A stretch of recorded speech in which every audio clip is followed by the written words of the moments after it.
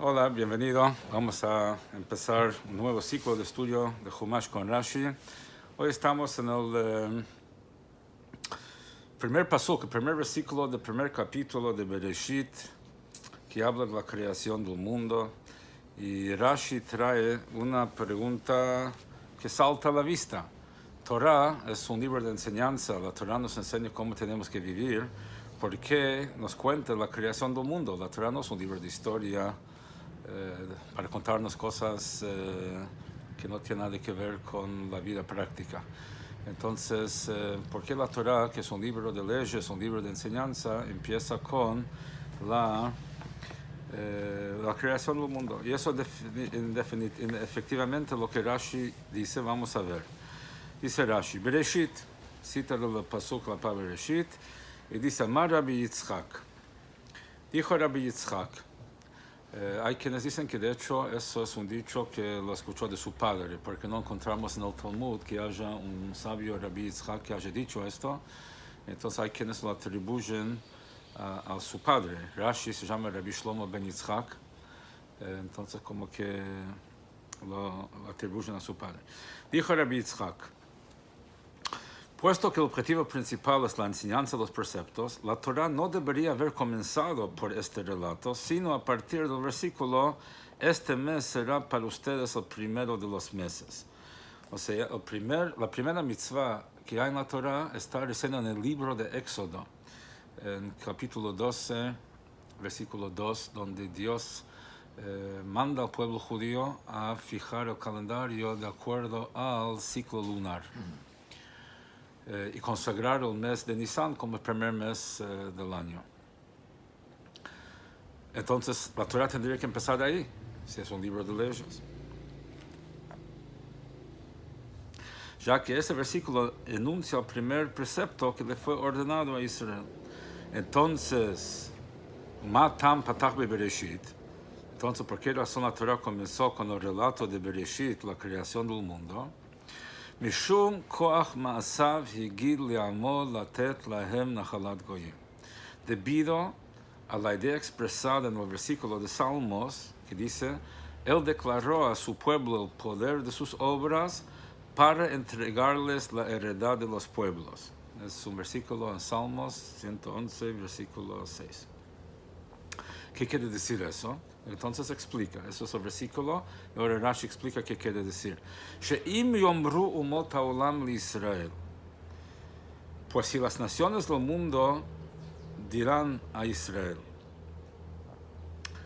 listímatem, ustedes son asaltantes, son ladrones, porque han conquistado la tierra de los 7 pueblos de Canaán. Listímatem, shekvashtem arzot shiva goyim. ¿Sí? Nos acusan. Entonces, ¿qué contestamos? Heim omrim lahem. Los judíos le contestan a las naciones del mundo. Kol haaretz shel HaKadosh Baruch Hu. Toda la tierra es de Dios. Toda la tierra es del Santo, bendito sea. Hu bara, él la crió, unetana la asher yashar bi'anav, y la entregó a quien le pareció recto a sus ojos. Birtzono netana lahem, por su voluntad la entregó a ellos, a los 7 pueblos cananitas, y por su voluntad la tomó de ellos y la entregó a nosotros. Entonces, eso es lo que explica Rashi, que la Torah empieza con la creación del mundo para determinar de quién es este mundo, a quién pertenece, quién es el verdadero dueño.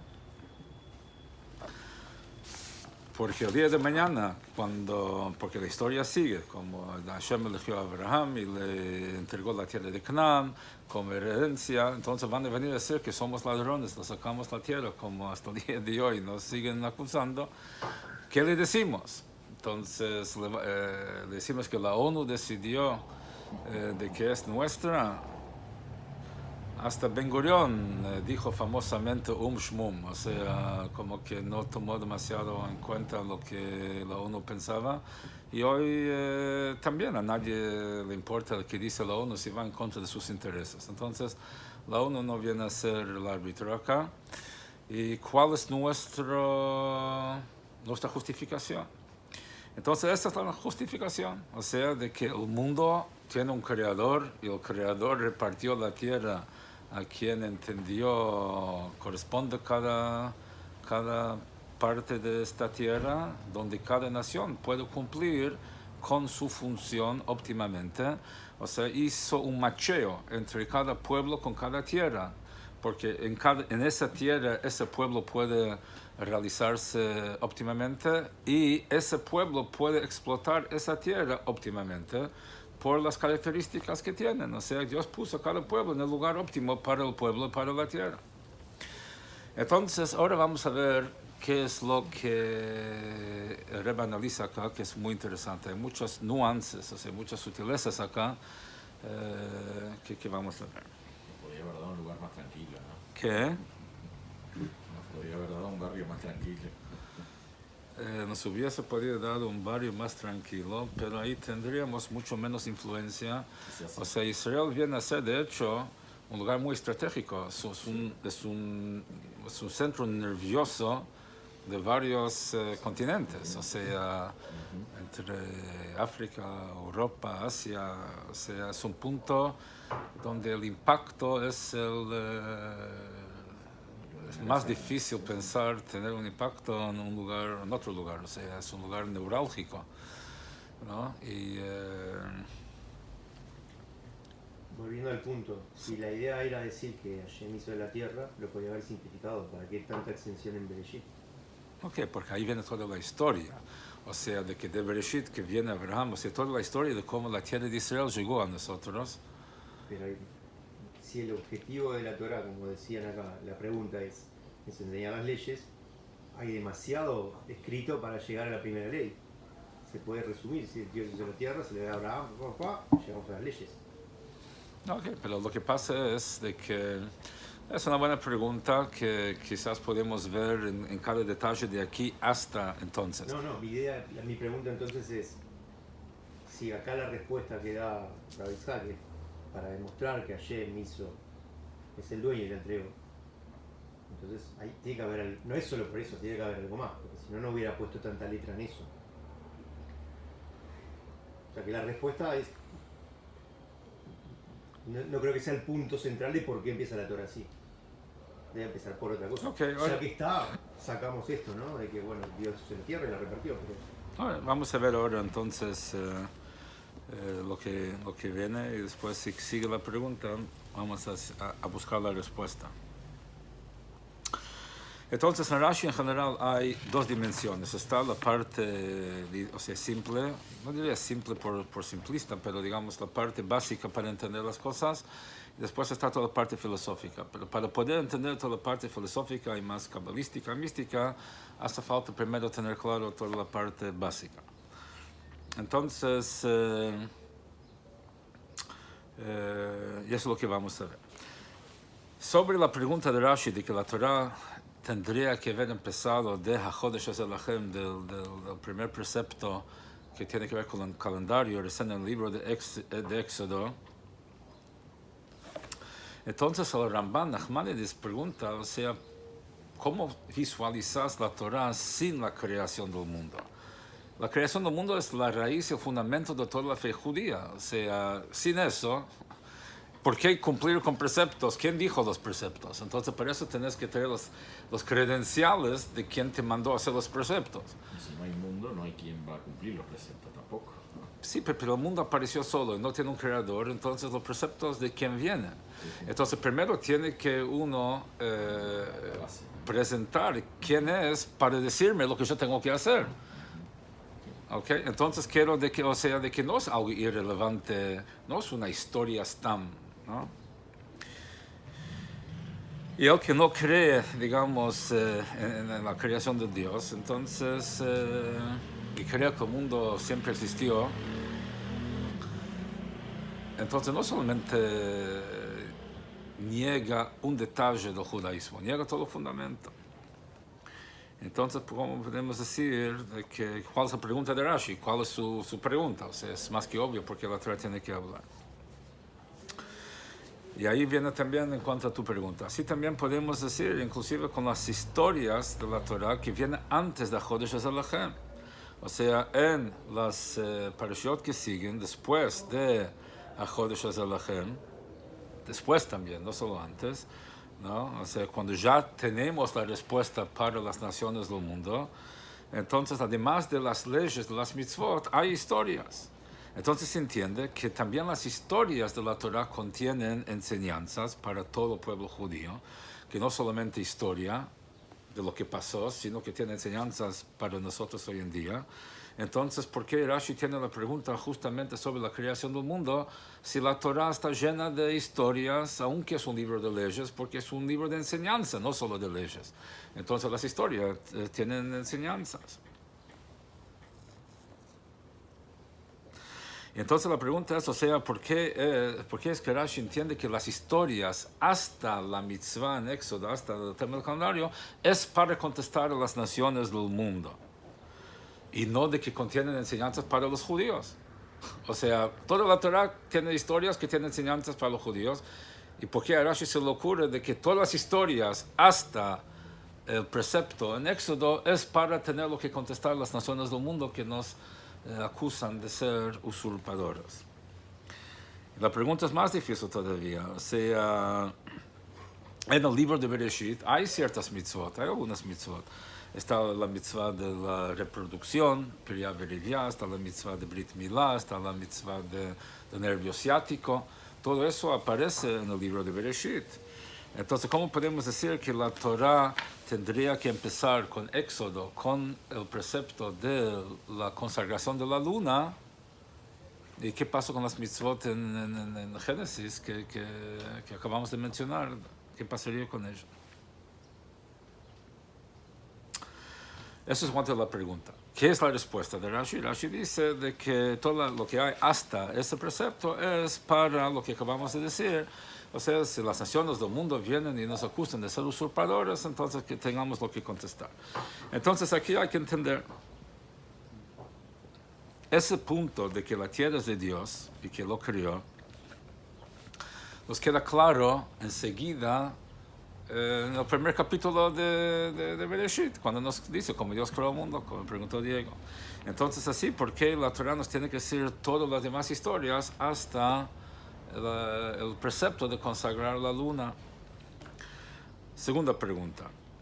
¿Cuál es el reclamo de las naciones del mundo?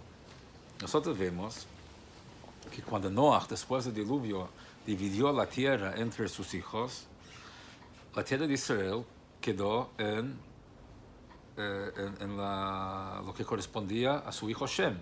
Noah tenía 3 hijos, Shem, Ham y Yafet. Entonces, Shem, de ahí vienen semitas, o sea, de Shem. Entonces, Noah, la tierra que le correspondía a Shem incluía la tierra de Canaán. Es después que los canaanitas, que eran hijos de Ham, el hermano de Shem, que se lo conquistaron a Shem, se lo sacaron a Shem. Entonces, ¿cuál es el reclamo, cuál es la queja que tienen las naciones del mundo? Que ustedes son ladrones, que ustedes usurparon y robaron la tierra de las 7 naciones, cuando al contrario, Israel pertenecía de entrada a los hijos de Shem, y fueron los canaanitas quienes se lo sacaron a los hijos de Shem. Entonces aquí simplemente están recuperando lo que era de ellos de entrada. O sea, ¿cuál es la pregunta de ellos? Tercera pregunta. Un ciclo que se repite cada... No, está bien, pero si yo tengo algo, alguien me lo roba, después voy y lo recupero, soy yo ladrón. O sea, estoy recuperando... Y es increíble, pero y sí, es impresionante como 3.000 años después, 4.000 años después, sigo con la misma historia, ¿no? Sí. Entonces, y más, creo que hace poco uno de ellos dijo que somos los cananitas originales. Y si son los cananitas originales, son los ladrones originales. Entonces, ¿no? Entonces, otra pregunta. Robo es una de las 7 mitzvot de Noah. Una de las 7 mitzvot, o sea que son 6 prohibiciones y una obligación. La obligación de establecer cortes de justicia y las otras son 6 prohibiciones con todos sus corolarios. Uno de ellos es Gezel. Robar. Entonces, conquistar por medio de guerra, ¿está considerado robo? si decimos que conquistar por medio de guerra está considerado robo, entonces la pregunta es, ¿por qué no vemos que algún pueblo fue castigado por haber conquistado otra tierra a otro pueblo? Vemos de que conquistar por guerra no entra dentro del concepto de robo. Entonces, ¿cuál es el reclamo de decir que somos ladrones porque conquistamos por medio de guerra la tierra? Si todo el mundo funciona así, todo el mundo, las naciones conquistan territorios de otras naciones por medio de guerra y así adquieren su territorio y nadie los acusaba jamás de robo. Entonces, ¿por qué justamente acá nos están acusando de robo por haber conquistado la tierra de Canaán a través de Yoshua, a través de guerra? También la respuesta al reclamo de las naciones hay que entender. Primero, ¿por qué es de que Rashi enfatiza que toda la tierra es de Dios? Si el reclamo de ellos no es sobre solo toda la tierra, sino sobre esta parcela de tierra. Entonces, ¿por qué tiene que venir con toda una ampliación del tema? Si a ellos no les importa quién es el dueño del resto del mundo, solo les importa quién es el dueño de donde ellos vivían. Además, cuando sigue y dice, y se lo dio a quien le pareció correcto, entonces para llegar a esa conclusión hubiese sido suficiente, toda la tierra es de Dios, y se lo dio a quien le pareció correcto. Entonces, ¿qué dice Rashi después? Hubra, toda la tierra es de Dios, Él la crió y se la dio a quien quería. Entonces, ¿qué quiere decir Él la crió? Él la crió viene a ser la fundamentación teórica al hecho de que es de Dios. ¿Por qué es de Dios? Porque Él la crió. Ok. Pero de acuerdo a eso, Rashi tendría que ser al revés. Dios creó al mundo y por lo tanto es suyo. Porque dice, todo el mundo es de Dios, Él la crió. Tiene que ser, Dios creó al mundo y por lo tanto es suyo. O sea, digamos, no fluye, o sea, la secuencia lógica tendría que ser, yo hice esta casa, por eso es mía, no, esta casa es mía, yo la construí. O sea, ¿por qué ese orden? Y también, ¿por qué dice, Él la crió después de decir que es suyo y antes de decir que se la dio? De ahí se entiende de que cuando dice Él la crió, no es solamente la fundamentación teórica para justificar que la tierra es suyo, sino el hecho que Él la crió tiene vínculo con lo que sigue en la oración, que es y se la dio, y se la dio. Ahora vamos a ver. ¿Entienden lo que quiero decir? O sea, de que aquí, si Él hubiese dicho, Dios creó el mundo, es suyo, y la dio a quien quería. Ok, se entiende la lógica. Pero ahora que dijo, toda la tierra es de Dios, Él la crió y la dio a quien quería, significa que Él la crió no solamente para explicar lo que dice antes, sino también prepara para lo que dice después. Está jerarquizando también, ¿no? Lo más importante es quién es el dueño, es Hashem, Okay. el dueño. No, está Después viene una justificación, pero la jerarquía más importante es quién es el dueño. Si el papel dice quién es el dueño, no importa si la construyó o no, el tema es el título de la casa, ¿a qué nombre está? Sí, no importa si lo recibió de regalo o si la No construyó. ¿A qué nombre está? Es de él. Después, Ok, bueno, vamos a ver, ahí pero está aquí hay una precisión interesante para ver, porque debido a otra cosa que vamos a ver.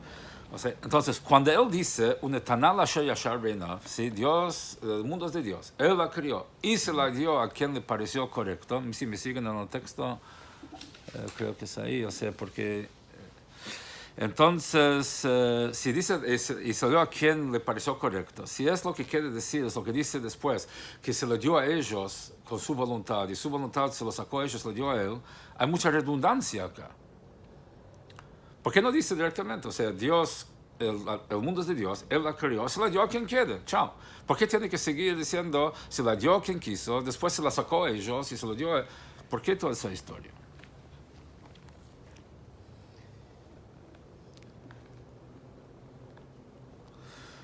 ¿Sí? Entonces vamos a decir que primero lo dice en forma general y después lo va en forma particular, porque hace falta. O sea, Rashi podría habernos dicho lo mismo sin tanta redundancia, no nos agrega la redundancia a primera vista, salvo si hay acá un detalle que sí justifica. Ahora vamos a ver.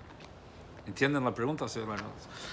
Ahora, para poder contestar al reclamo que somos ladrones, lo único que es importante saber cómo llegó a nosotros tener potestad sobre la tierra de las 7 naciones.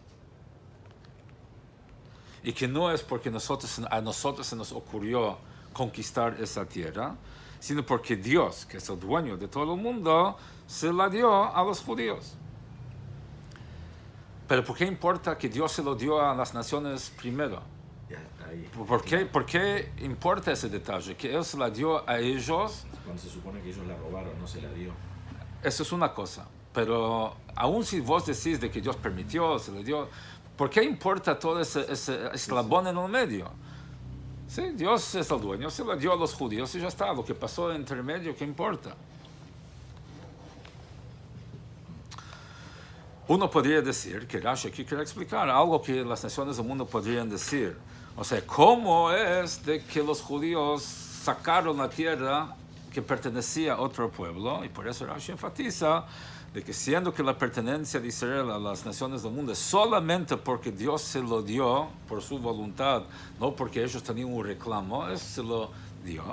Entonces él tiene también el derecho de sacarlo. O sea, se lo dio por tiempo limitado. Sigue siendo suyo. Y entonces es suyo, se lo dio y ahora se lo sacó. Son inquilinos.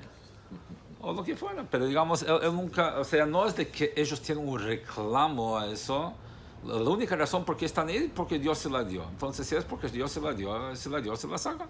Tiene derecho a sacar. Pero pues es difícil decir así, porque si es así, es al contrario. Si es Rashi, no diría que Dios se lo dio a ellos con su voluntad, como vos tocaste el punto, sino de que ellos lo agarraron por su propia voluntad. Entonces, alcanzaría con decir que toda la tierra es de Dios.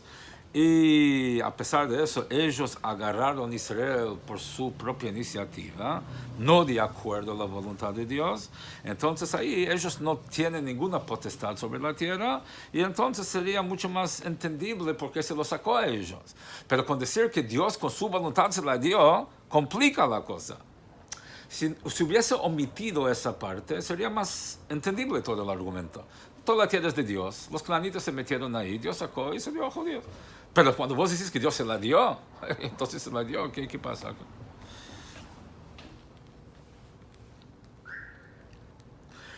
Entonces, cuando Rashi dice que con su voluntad, sí, con su voluntad, entonces lo que Rashi quiere decir de que el hecho que la tierra de Israel antes era primero en manos de las 7 naciones y después llegó a los judíos, que no es solamente algo de providencia divina, como Dios controla todo lo que pasa en un mundo, sino que aquí había una intencionalidad específica.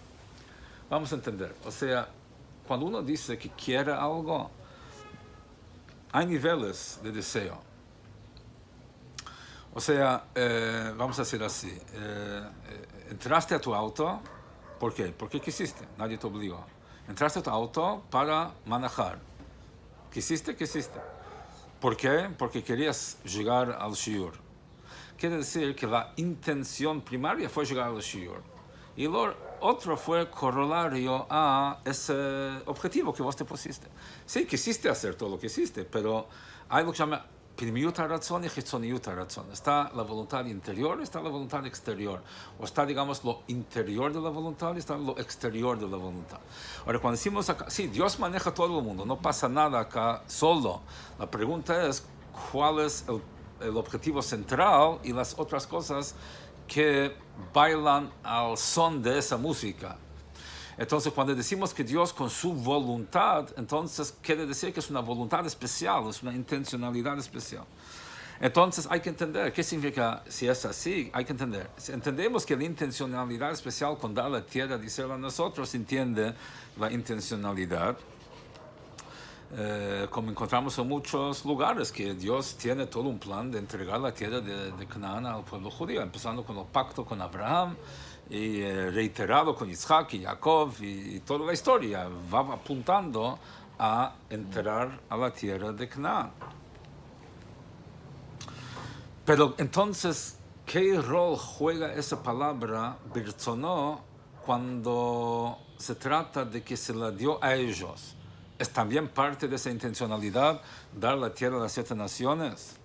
Entonces, ¿dónde vemos que Dios quiso que los descendientes de Ham conquisten la tierra de Israel de los descendientes de Shem? ¿Dónde vemos ese plan? Que Israel llega al pueblo judío, eso está claro, explícito en la Torah. Pero ¿dónde vemos que Dios tuvo la intención de que los hijos de Ham, los cananitas, conquisten esa tierra los hijos de Shem? ¿Dónde lo vemos? Entonces, la respuesta a todo eso, o sea, la explicación de todo eso es así. El hecho que todo pueblo judío que no es un pueblo más, es un pueblo distinto a las demás naciones, ¿dónde es de que adquirió esa distinción en cuanto a Torah y Mitzvot? Somos el único pueblo que tenemos la obligación de cumplir con Torah y Mitzvot. ¿Dónde es que eso entró a funcionar? Era principalmente en Matan Torah.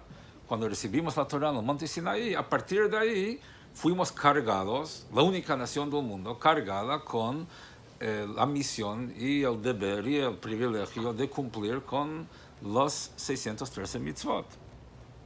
Es a partir de ahí que volvimos a ser ese pueblo especial de Dios.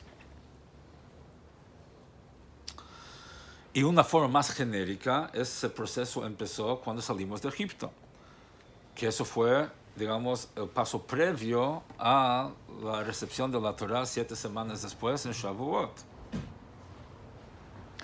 Entonces ahí es cuando ellos recibieron la mitzvah de Chodesh Hazalachem. Antes de salir de Egipto es cuando recibieron su primera mitzvah en preparación de ese proceso que terminó 7 semanas después al pie del monte Sinaí, donde recibieron toda la Torah y las mitzvot. ¿Okay?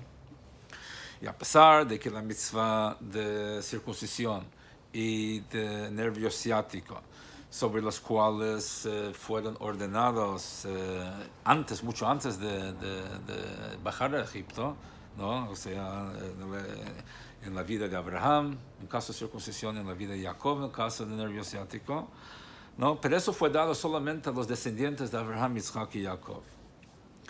Pero eso no estaba vinculado con Matan Torah, con el nacimiento y la definición del pueblo judío como pueblo. Resulta entonces de que estos preceptos no fueron dados al pueblo judío que fue distinto a las demás naciones, sino de que fue para una familia dentro de las naciones del mundo. O sea, no fue vinculado, Brit Milá, Gid HaNasher, nervio ciático, fue dado a una familia determinada, no a una nación diferente que fue definida en el monte Sinaí.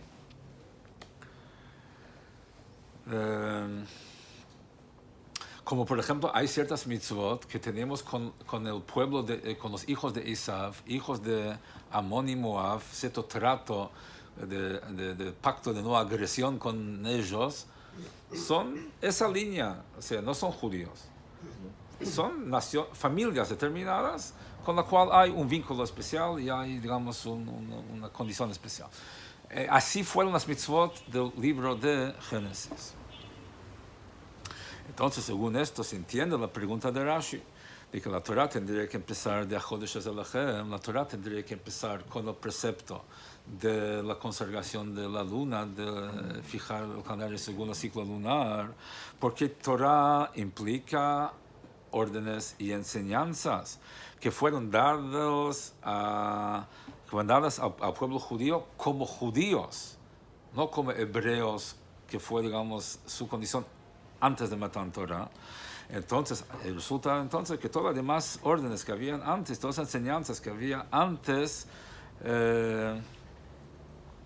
entonces eso era en su condición de Bnei Noach, en su condición de descendientes de Noach, o como las demás naciones del mundo, no como una nación diferente. Entonces, por lo tanto, tendría que ser un libro aparte, o que quede en la tradición, como las 7 mitzvot de Noach, ¿no? O sea, pero no tendría que formar parte de Torah, que Torah es algo específicamente para el pueblo judío, post Matan Torah, cuando nos convertimos en pueblo judío y adquirimos esa condición especial. Entonces, a eso Rashi contesta de que el hecho que la Torah empiece con Bereshit es porque ahí la Torah da una enseñanza para judíos post Matan Torah, cómo contestar el reclamo de las naciones del mundo que nos reclamen, nos acusen de ser usurpadores y ladrones por haber conquistado la tierra de Canaán.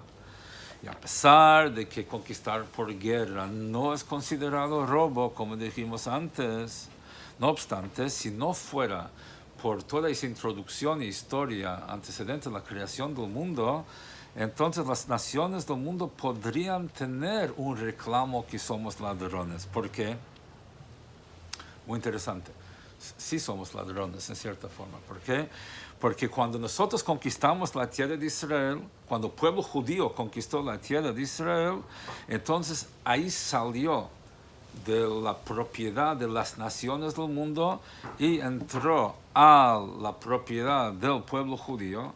Entonces era una transformación mucho más profunda que la que ocurre a través de una conquista en guerra, como vamos a ver. O sea, de que cuando el pueblo judío conquistó la tierra de Canaán, ahí hubo algo que no ocurrió en ninguna conquista de ninguna tierra por ninguna nación. Y por eso es que ellos nos reclaman, con cierta razón en su reclamo, y a eso tenemos que contestar. Porque no es una conquista cualquiera, que una conquista cualquiera no se considera robo. En este caso hay diferente, porque aquí viene la explicación. Cuando un objeto pasa de potestad de un dueño a otro, por cualquier transacción que sea, lo vendió, lo compró, digamos, compraventa, lo regaló o lo conquistó en guerra, entonces la esencia de la cosa no cambia.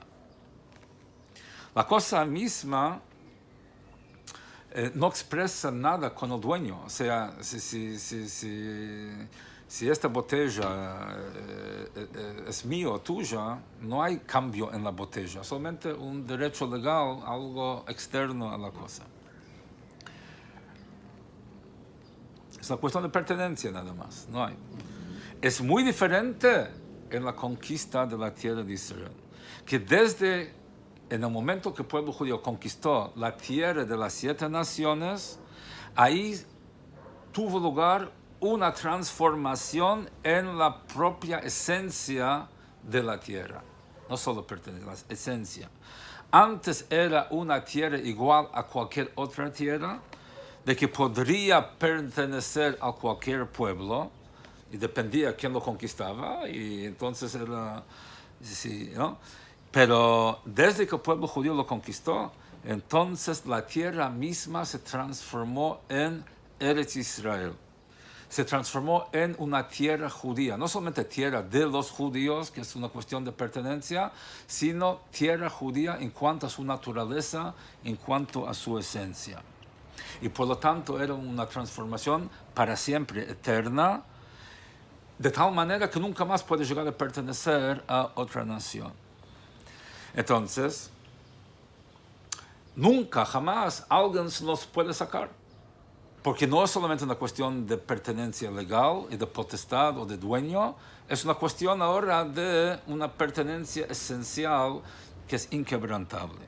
Y por lo tanto, aún en la época del exilio, cuando Galino mi Artzeinu, cuando hicimos la tefilá de que por nuestros pecados fuimos exiliados de nuestra tierra y fuimos alejados de nuestra tierra, no obstante se llama Artzeinu y Admatenu, sigue siendo nuestra tierra.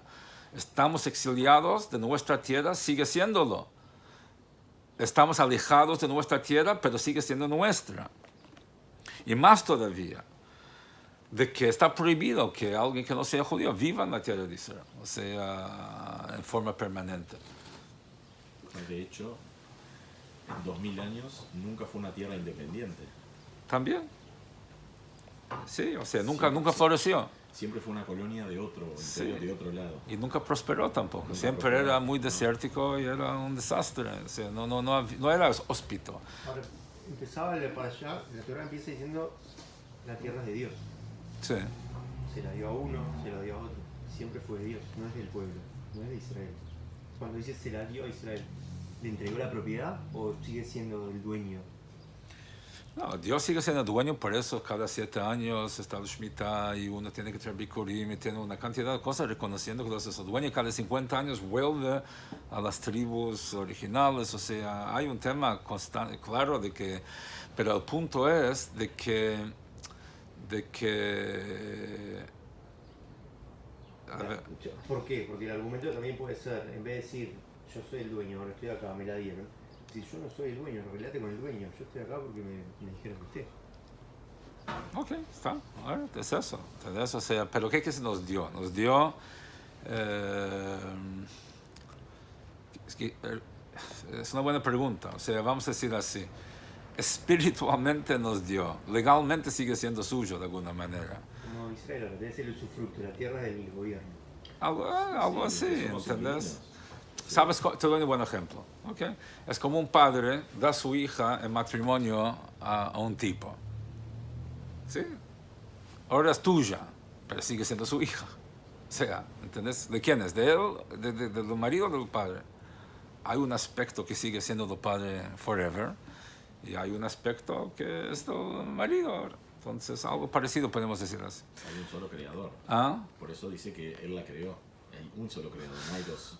Y sí, y sigue siendo el creador. No solamente que la creó, sigue creando constantemente. Sí. Seguimos. Entonces, cuando el chico estudia en el Humash sobre el vínculo del pueblo judío con la tierra de las 7 naciones,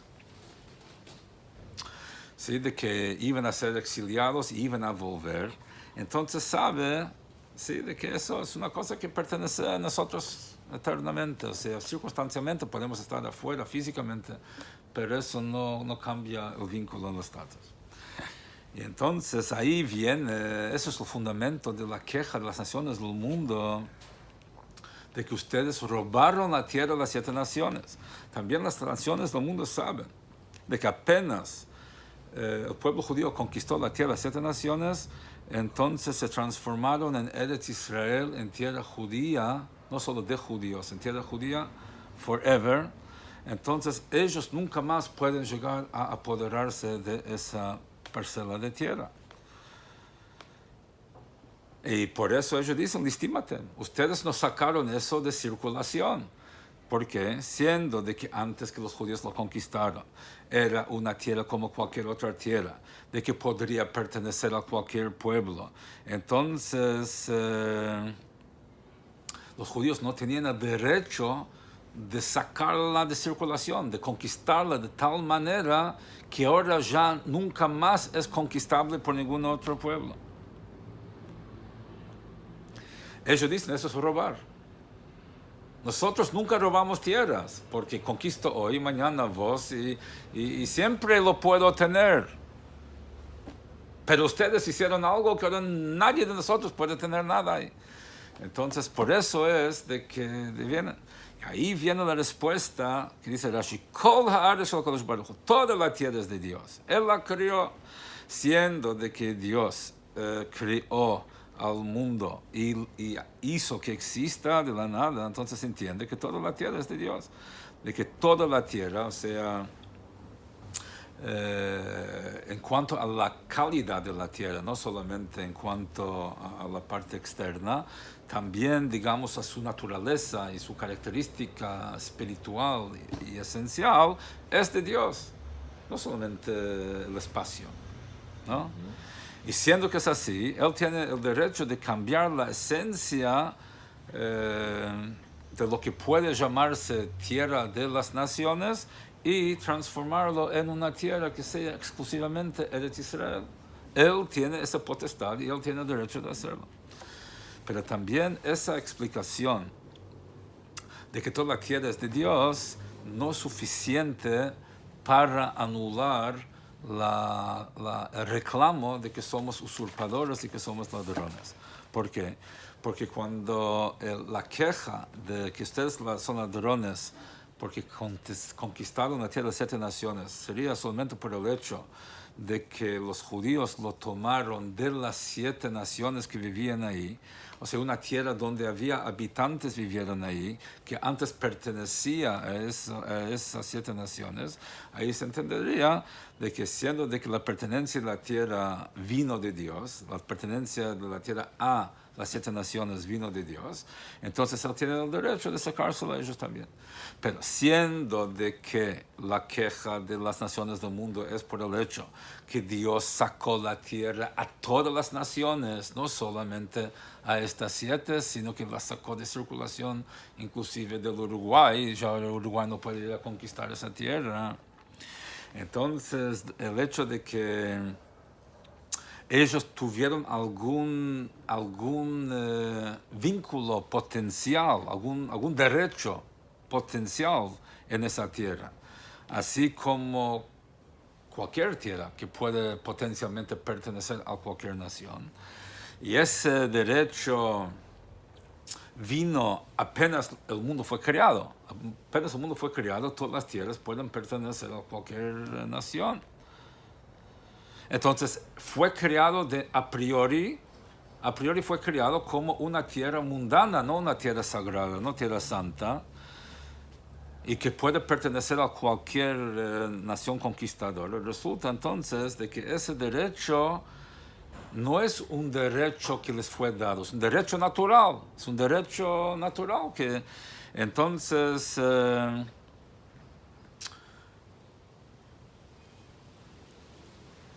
debido a la característica esencial de la tierra de Israel.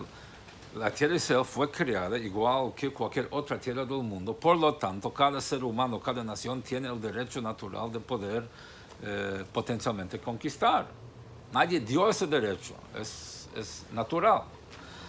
Entonces, eso ya da un lugar a las naciones decir que somos ladrones. ¿Cómo es que ustedes tienen derecho a sacar de nosotros el derecho que nos corresponde por la propia naturaleza de la tierra? Entonces, para neutralizar esa queja, Rashi dice, agrega, eso es lo que dijimos antes, toda la redundancia en el texto, dice, Él la crió, toda la tierra es de Dios, Él la crió y se la dio a quien a Él le pareció correcto. O sea, de que apenas Dios creó el mundo, apenas creó la tierra de Israel, entonces Él se la dio, o la destinó, la designó a quien Él quería, quiere decir al pueblo judío. O sea, de que el derecho que las naciones del mundo tenían antes sobre la tierra de Israel no es por la naturaleza esencial de la tierra, sino porque Él después quiso dárselo por otra razón. Quiere decir de que cuando Hashem creó la tierra, destinó y designó y creó esa tierra para el pueblo judío. De entrada fue así. Ahora, ellos entraron ahí circunstancialmente por un plan que Dios tenía, que vamos a ver. Pero no es de que les pertenecía por su derecho natural. Al revés, se les dio ese derecho parcial hasta cumplirse el objetivo final. Y siendo que se la dio provisoriamente, ahora se la saca. Entonces surge la pregunta al revés. Si de entrada, cuando Dios creó el mundo, Hashem dio la tierra de Israel a quien le pareció correcto, o sea, de que la crió como Eretz Israel de entrada ya, de que su esencia misma excluye la posibilidad de que pertenezca a cualquier otra nación del mundo. Resulta entonces de que después, cuando se le dio a los cananitas, hizo una injusticia con el pueblo judío, por el hecho que se le sacó algo que era de ellos y se lo dio a otra nación, aunque sea provisoriamente, porque violó su derecho esencial a la tierra. Y siendo que es así, no podemos decir, eso, que Dios hizo todo esto y después agredió, violó los derechos. Entonces de ahí uno podría decir, podría llegar a la conclusión de que cuando crió al mundo, cuando creó el mundo, no se lo dio al pueblo judío, como estamos diciendo. Entonces vuelve el reclamo de las naciones del mundo. Porque si decimos que Dios directamente lo creó para el pueblo judío, entonces ¿por qué se lo dio a otras naciones?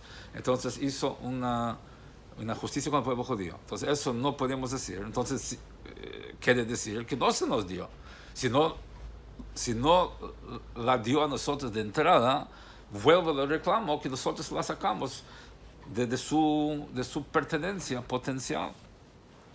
Por eso Rashi enfatiza y dice, Birtzono natna lehem, con su voluntad se la dio a ellos. Ubirtzono natna lehem natan lanu, y con su voluntad se la sacó a ellos y nos dio a nosotros. La misma voluntad, o sea, la primera voluntad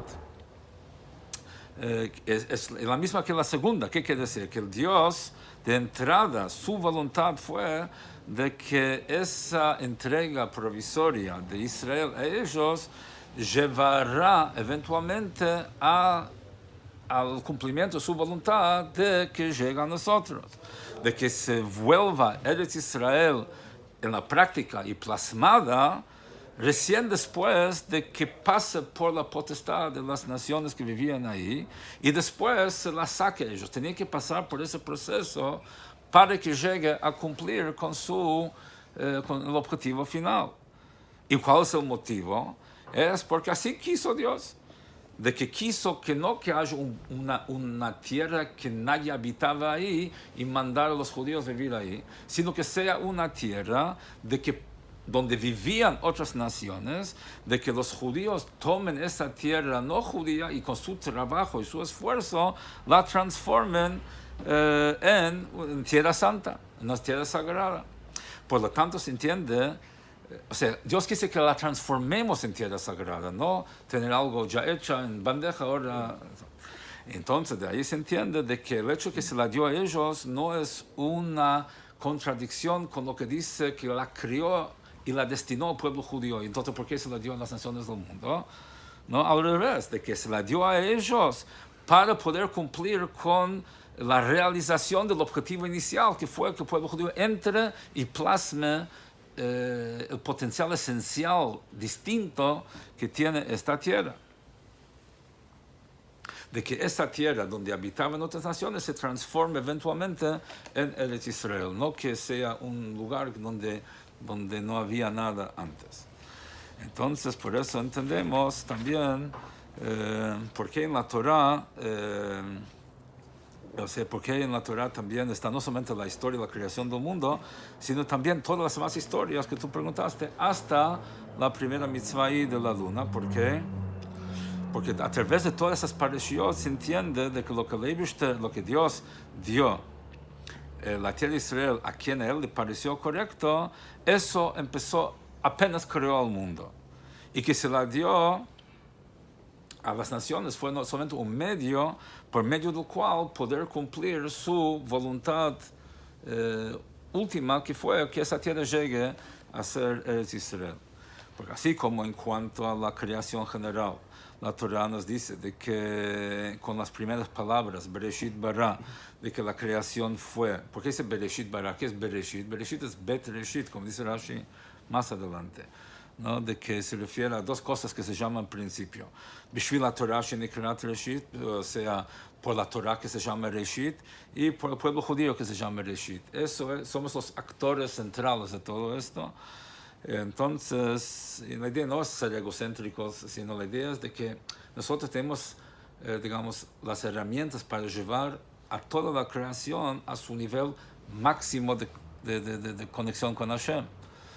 Y eso se dio expresión, por ejemplo, en Yom Kippur, que el Kohen Gadol, que fue, digamos, el judío más elevado dentro del pueblo judío, entraba al Kodesh HaKodashim, que es el lugar más sagrado en el espacio, en Yom Kippur, que es el día más sagrado en el tiempo.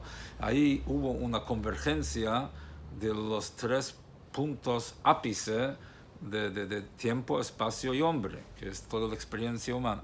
Entonces, todo el mundo se elevaba a través de eso. Si no es de que nosotros nos separamos de todo el mundo, si nosotros elevamos a todo el mundo a través de lo que nosotros hacemos.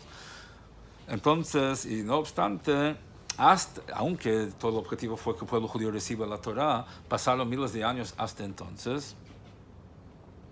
Entonces, hasta Matan Torah, cuando se nació el pueblo judío, habían tantas generaciones donde no pudieron cumplir con toda esta función que se nos dio 2448 años después de la creación del mundo. Son 2 siglos y medio. Porque así es lo que Hashem quiso. Hashem quiso de que la perla se recupere de la arena. Entonces, las cosas preciosas hay que trabajar para llegar y pasa por todo un proceso previo para poder llegar eventualmente donde uno tiene que llegar. Es parte del proceso. Y es toda la historia de la humanidad y de la Torá, de todas las historias. ¿Y sí? Nadie fue de un día para otro. Claro. Todo fue un proceso. Claro. O la función de mejorar el mundo, porque no vino hecho. En realidad, ¿También? si no hubiera 7 naciones, quizá hubiera habido una gran nación ahí y hubiera sido muy difícil conquistarla. ¿Sí? Gracias a que había 7. No, podía haber hecho que no había nadie. Quizá Egipto podía Eso, haber podía estado. haberla hecho. Podría haber hecho que sea un como lugar Tierra desierto. Santa. Que sea un lugar desierto. Tierra Santa, listo. Y ya Hubo que está. transformar, como todo. Sí, hay que tengo un transformar. pueblo judío que se instala en esta tierra santa donde todo... No, Hashem, o sea, la idea era que todo tiene que haber un proceso, un esfuerzo de crecimiento, de avance y de todas las posibilidades de zafar también. Entonces, no, uno reafirma su conexión. ¿Entendés? Entonces... ok, digamos, Es un plan, es sí. un plan de que si, claro, a nosotros de repente que sufrimos tanto, nos hubiese gustado que no suframos tanto, pero ¿qué pasa? Es desde nuestra perspectiva, no entendemos Claro, sí. cómo eso está a nuestro... Tiene un camino difícil, digamos. Sí, pero ¿sabes una cosa? Pero alguien maduro entiende que las dificultades son parte del proceso Exacto. y que, o sea, una persona inteligente y madura no le molesta trabajar mucho y duro, le molesta trabajar inútilmente. Pero si uno para lograr algo tiene que esforzarse y esforzándose va a llegar, disfrute del trabajo, o sea, es parte del proceso, sino que soy yo. Ahora, trabajar para no llegar a ningún lado, eso es muy frustrante. Entonces a veces uno no ve, no sabe si llega o no llega, o sea, hay mucha incertidumbre.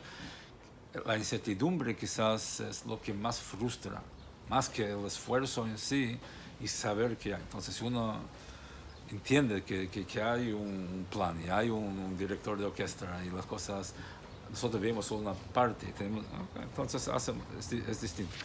Entonces, así es en cuanto al tema de la tierra de Israel, o sea, el hecho de que se le dio a quien él entendió, eso fue el pensamiento cuando apenas creó el mundo.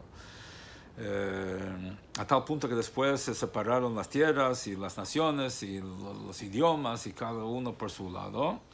Y Eretz Israel quedó en manos de los hijos de Shem después del diluvio. Y también después la Torah cuenta de que Cananí Asbaretz, o sea, cuando Abraham estaba ahí, cuando Dios hizo el pacto con Abraham, los cananitas estaban en la tierra. O sea, de que cuando los cananitas estaban en proceso de conquistar la tierra de Eretz Israel, de los descendientes de Shem, Hashem, Dios mismo, en este momento, la Torah cuenta que cuando Dios hizo ese pacto con Abraham, dice los cananitas estaban ahí, o sea, describe la situación esa, o sea, que Dios enseguida le dijo a Abraham vino de que con eso no está anulando su entrega de la tierra a los hijos de Shem, sino que es un proceso provisorio, es una etapa provisoria, de que él no se desanime, no se asuste por el hecho de que la realidad va en contra del declarado diseño divino, sino que es parte de todo ese tema. Pero siendo que uno podría preguntar, está bien, de que hasta que nos dio a nosotros Israel tenía que pasar por manos de ellos, hubiese alcanzado de que Israel esté en sus manos por un tiempo corto. Entonces, ¿por qué es de que la tierra de Israel nos llegó a nosotros recién después de que los cananitas estuvieron ahí tantos años, siglos estuvieron ahí? Ahí es, entonces, ahí la Torah viene con todo el tema del Brit Ben Abitarim, o sea, el pacto que Hashem hizo con Abraham. Por eso la Torah nos cuenta, digamos, todo el suceso de eventos, nos cuenta el tema de ese pacto para entender que así es como Dios quiso. Eso fue su plan, de que la entrega concreta, efectiva, de la tierra de Israel al pueblo judío venga recién después que seamos extranjeros en una tierra que no es nuestra y que nos hagan, o sea, nos esclavicen y que nos hagan sufrir 400 años. Eso fue el plan de Dios. Sí, eso fue exprofeso, su plan. Por eso la Torah nos tiene que contar todo esto. Si no, no vemos la conexión entre una cosa y otra y surgen preguntas que no tienen una explicación. Y como a continuación de eso vienen las otras parashiot donde vemos los detalles, cómo ese decreto se plasmó en el exilio de Egipto y después la historia de la salida de Egipto, como Dios sacó al pueblo judío de Egipto para poder llevarnos a la tierra buena y amplia, a la tierra donde emana leche y miel.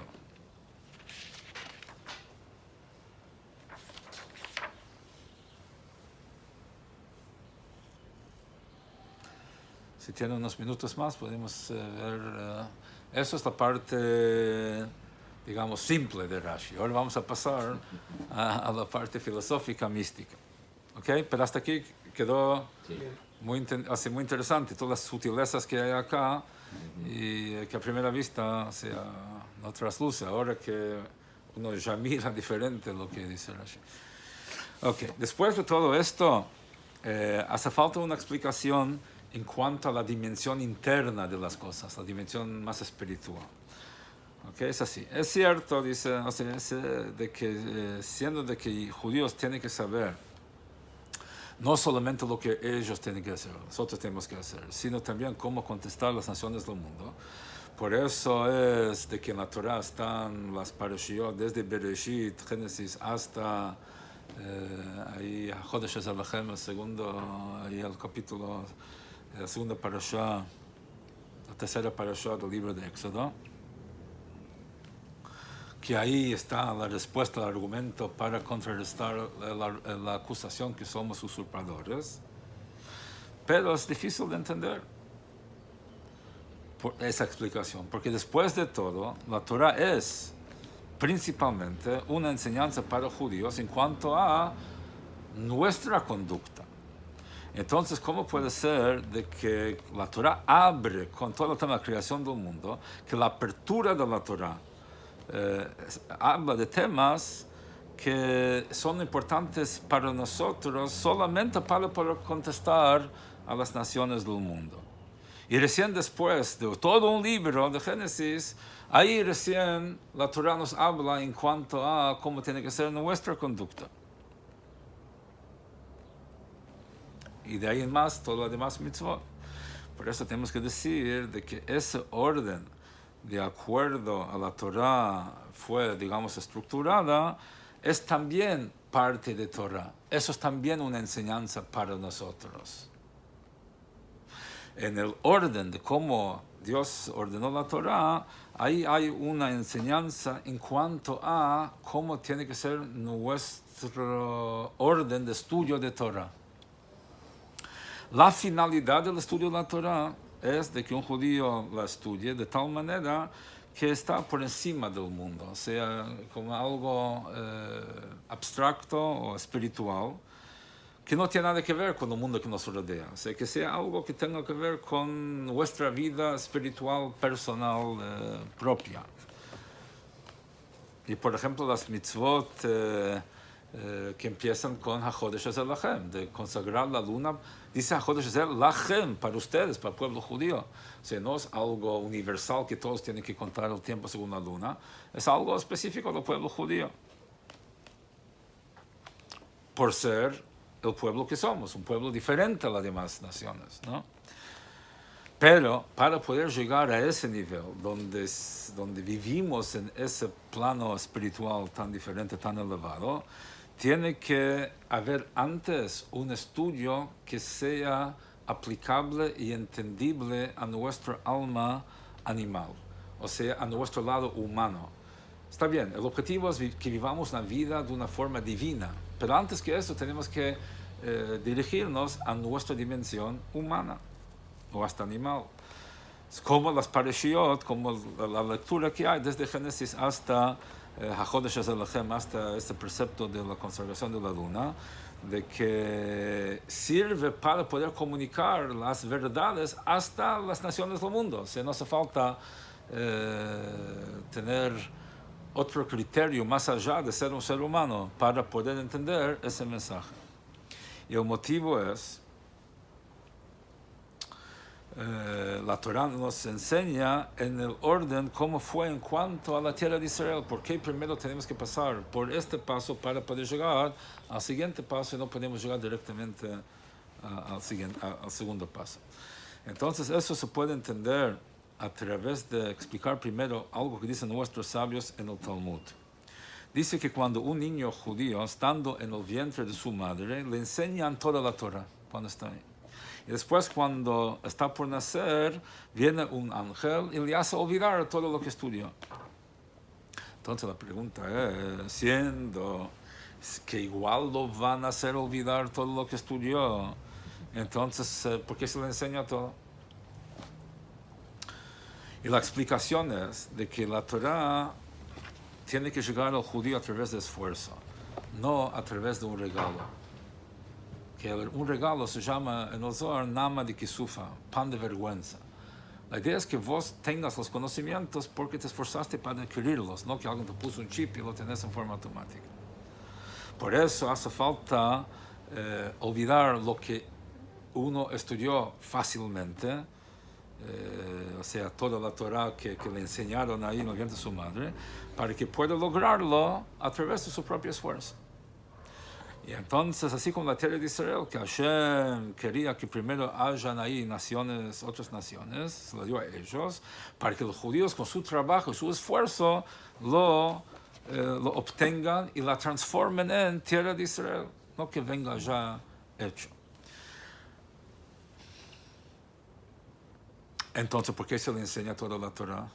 Entonces, ¿quieres que se esfuerce? No le enseñes, no le hagas olvidar. Directamente no le enseñes nada. Nace, tabula rasa, ¿cómo se dice? Tabula rasa, y empieza con de cero. Entonces, la Torah son las mitzvot, las leyes, adentro de la barriga de la mamá no tiene lo que hacer tampoco. Sí, o sea, la Torah? Sí, o sea, está bien, está la parte práctica, pero la Torah no solamente la parte práctica, es todo el conocimiento. Entonces, pero ¿qué sentido tiene enseñarle para hacerle olvidar? Entiendo por qué le hiciste olvidar, ¿crees que se esfuerce? Porque le enseñaste. En ese periodo, ¿no? Ahora vamos a ver. Entonces, pues se le enseña toda la Torah. ¿Por qué? Porque si todo el estudio de Torah empezara recién con su esfuerzo, sin nada previo, entonces siendo una creación, no un creador, una creación, y especialmente el alma divina está vestido dentro del continente y filtro del cuerpo y alma animal que tenemos, entonces podría acceder a la Torah solamente como un ser limitado puede acceder a la Torah. Como está limitado, o sea, lo limitaría toda la Torah a sus limitaciones. O sea, un nivel de comprensión que es posible para la mente humana. La mente humana es brillante, pero tiene su límite. Entonces, la mente humana, más, o sea, tienes grandes brillantes que son ateos y agnósticos, o ateos directamente. ¿Por qué? Porque es lógico decir, hay una lógica en decir que el mundo salió solo, no sé qué lógica es, a mí no me convenció nunca de que salió este mundo de la nada, ¿no? Pero está bien, o sea, la gente que quiere brillantes científicos que no creen en Dios, porque la mente humana puede también no creer en Dios. Entonces, por ejemplo, como la tierra de Israel, que si su vínculo con el pueblo judío hubiese comenzado recién cuando entraron a conquistarlo, y no porque primero Dios se lo dio y lo designó a ellos cuando lo crió, entonces la verdad es de que hubiese pertenecido al pueblo judío como cualquier tierra que se conquista, que es conquistada por una nación, pero no hubiese sido exclusivo de ellos. O sea, todas las demás naciones tendrían la posibilidad de reconquistarla. Por eso es de que se enseña Torah con el niño cuando está en el vientre de su madre, o sea, con la neshama, con el alma divina que está en su estado de embarazo, que eso en términos cabalísticos, el Malchut de Atzilut, o sea, con esa alma que está, digamos, en vía de nacer, que está en este proceso, no está todavía limitado por el cuerpo, porque el cuerpo no es consciente ni interfiere, ¿sí? Entonces, cuando está antes de nacer, que implica un nivel alto del alma, porque no está, digamos, todavía plasmado, entonces ahí, o sea, cuando nace, ahí tiene que utilizar la mente humana, intelecto humano, pero antes, ¿no? Entonces recibe la Torah de forma infinita, sin los limitantes de la mente humana. Resulta entonces de que después, cuando aplica su esfuerzo para estudiar, logra reconectarse con esa claridad que tuvo, que le dieron cuando estuvo en el vientre de su madre, que trasciende el alcance de lo que el hombre puede alcanzar por su propio esfuerzo. Vamos a decir así. Uno con su mente empieza a entender cosas. Bien. Pero ¿qué pasa? Cuando entiende lo que puede con su mente, eso lo conecta con esa dimensión de conocimiento que uno solo no podría lograr. Pero si él no haría su esfuerzo, no lo tendría. O sea, se olvida de todo eso, pero queda ahí latente de alguna forma. Entonces, cuando él empieza a reactivar, a readquirir el conocimiento de acuerdo al alcance de su mente, entonces resuena también y activa ese recuerdo que queda en el olvido, digamos, esa experiencia que queda. Por ejemplo, con la tierra de Israel. O sea, de que debido a que la entrega de la tierra de Israel, la destinación de la tierra de Israel para el pueblo judío fue antes de su conquista, o sea, recién cuando el mundo fue creado en sus albores, ¿no? Eso da el poder al pueblo judío que cuando conquistan terrenalmente a la tierra de Israel, entonces ahí también lo conquisten espiritualmente, o sea, de que activen ese vínculo a través de lo que ellos pueden hacer, o sea, de que la conquista no es solamente un producto de esfuerzo humano, sino que viene acompañado de un diseño divino que se activa a través del esfuerzo humano. Y entonces ahí queda plasmado, ¿no? Entonces ahí queda plasmado todo y ahí nació. O sea, como uno nace, es todo un proceso de cuerpo y alma hasta que nace todo junto. También el alma no es producto de los padres, el cuerpo es producto de los padres, el alma viene de Dios. Un cuerpo sin alma no sirve de nada. Entonces la tierra sin el acompañamiento, sin ese ingrediente divino, espiritual, cósmico, no afectaría a la tierra de Israel como lo afectó por el hecho de que fue creado de entrada con ese destino y potencial, que cuando el pueblo judío llegó a conquistarlo, ahí activaron todo eso y lo plasmaron. Ese orden, o sea, de que Dios lo dio a quien entendió correcto, y después se lo dio a ellos, y después se lo sacó a ellos, lo dio a nosotros, nos enseña no solamente cómo es el proceso de estudio de Torah, o sea, que primero nos enseñan y después nos hacen olvidar y después hacemos el esfuerzo y nos reconectamos. O sea, de que se le enseña toda la Torah de arriba, digamos, y después viene el estudio con su esfuerzo. A tal punto que cuando uno empieza a estudiar, generalmente uno estudia por motivos personales, Es difícil que uno arranque el estudio de Torah por motivos puros y espirituales. Ahora, por honor, la sabiduría, el placer, esto, lo otro, hasta que eventualmente, o sea, los niños se le dan regalos, se le dan cosas para incentivar. Rambam dice, hasta eventualmente uno está en condiciones de madurez para poder estudiar la cosa por su valor en sí, sin pensar algún otro beneficio colateral. Pero el proceso como es, uno empieza por interés. Y recién después puede llegar a la luz de la Torah pura, ¿no? Que es lo que lo enseñaron de antes, ¿no? Entonces, sino que acá también no solamente aprendemos cómo es el proceso de estudio de Torah, sino también el proceso de la entrega de la Torah. O sea, cómo la Torah fue desarrollándose. O sea, la Torah, ¿qué es la Torah en definitiva? Si tú antes dijiste algo, o sea, de que leyes que no son aplicables en el vientre. Pero la Torah, en definitiva, la esencia de la Torah es que es la articulación de la sabiduría y voluntad divinas. Eso es lo que es la Torah. En la Torah puedes ver qué es lo que Dios entiende correcto, qué es lo que Dios quiere. Ahí puedes saber, en otro lugar no puedes saber eso. La Torah es eso. Dios te expresa lo que Él entiende y lo que Él quiere. ¿Okay? Entonces, eso es la esencia de la Torah y eso es como la tierra de Israel en la voluntad de Dios, o sea, en su punto más prístino, ¿cómo se dice? ¿Ah? Pristino. Que todavía no tiene nada que ver con parámetros más allá de la voluntad de Dios. Él se le antojó así, Él quiso así, no hay otra justificación.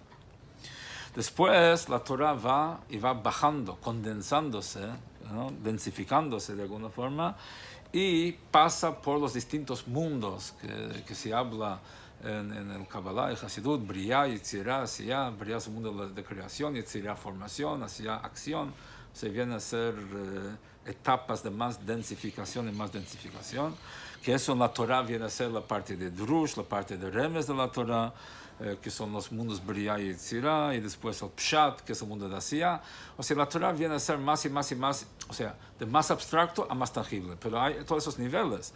O sea, tienes en la Torah Tachlis, está prohibido, permitido. Tengo que hacer esto, tengo que hacer esto. Eso es, digamos, el final de todo ese desarrollo. Pero hay niveles filosóficos, hay distintos niveles, dentro de toda esa transmisión de sabiduría y voluntad de Hashem. Que eso es similar a lo que Dios dio a ellos, la tierra a ellos, o sea, de que ahí ya hay otros criterios y hay que explicar las cosas dentro de los sistemas, ¿no? Y especialmente en este mundo físico, ¿no? Que la mayoría de este mundo es maldad, ¿no? Entonces la Torah tiene que penetrar y comunicarse y articularse también dentro de ese sistema y esa forma de entender las cosas. Pero no obstante, hay un dicho que el final está conectado con el principio. La idea es de que cuando decimos en Shabbat, Sof Maaseh b'machshavat tchila, lo que uno hace al final es lo que tuvo intención primero. O sea, cuando uno tiene una visión de un proyecto, lo último que hace completa la idea original que tuvo. Hasta no hacer lo último, está en vías de desarrollo, está en proceso de desarrollo. Entonces, resulta que lo último tiene una conexión especial con el principio del camino. Entonces, es que es justamente a través... Entonces uno podría pensar de que si yo tengo con qué parte de la Torah me conecta más con Dios, estudiando la halajá de si esto es kasher o no kasher, o si tengo que hacer o decir o no sé qué, no sé cuánto, o estudiar cosas filosóficas, ¿dónde estoy más conectado con Dios? Uno diría probablemente la filosofía, si la otra práctica, yo qué sé, no soy... yo me conecto con Dios con mi corazón, mucha gente te dice. Pero importa si como kasher, no como kasher, pongo tefilín, no pongo tefilín, esas cosas son rituales que no cambian nada. Lo importante es que soy un buen judío de corazón y que mis ideas son correctas y soy honesto y todo esto. Sí, ok. Pero es contraintuitivo, pero no es así. De que es justamente a través de estudiar lo más simple, lo más práctico, lo más terrenal. Es ahí donde uno puede conectarse con la esencia misma de la Torah, que es más elevado que la parte secreta de la Torah, ¿sí? Que no es plasmable. Porque en definitiva, ¿por qué ponemos tefilín? Porque Dios quiere.